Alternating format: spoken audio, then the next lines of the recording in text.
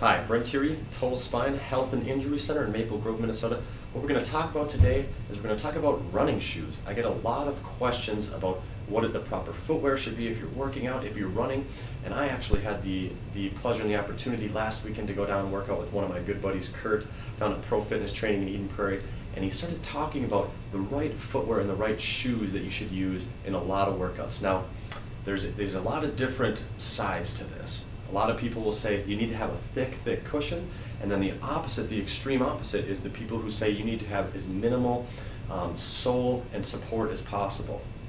And we started talking about this, and Kurt really went into a lot of the physiology and I guess the nervous system, how your body reacts to the different shoes that you wear.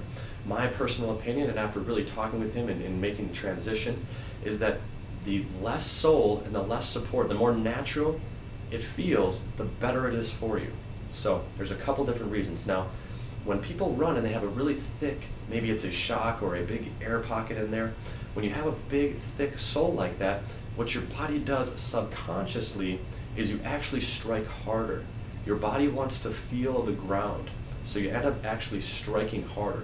Also, when you're wearing a shoe, it causes you to heel strike. Now, if you went and ran out around the parking lot here, you would, in barefoot, and you ran across the parking lot, you would actually run on the balls of your feet.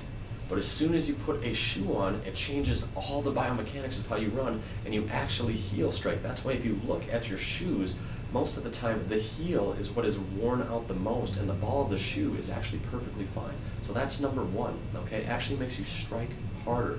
The second thing is when you have all that arch support, what it does is as soon as you're walking around without shoes on, that arch is unsupported and it will fall. What this does is it causes the inside of the foot to fall, and it causes your knees to approximate, okay?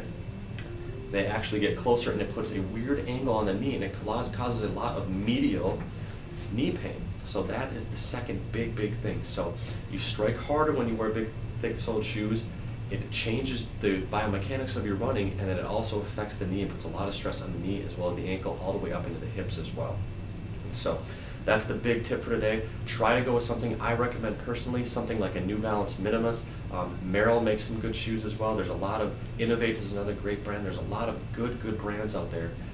But the more natural, and obviously this is going to feel weird right away, it's going to feel unsupported, but the more natural a shoe you can wear that feels like you're running barefoot is what you're shooting for. So, of course, if you have any questions, feel free to contact us, totalspinemn.com. And like I said, the information for Pro Fitness Training, I'll include a link below the video as well. That's profitnessmn.com as well, and that's down in Eden Prairie, one of the best training facilities that I've ever been a part of. So any questions, always encourage at our office. We hope to see you in here soon and help you to be your best and get your health to an entirely new level.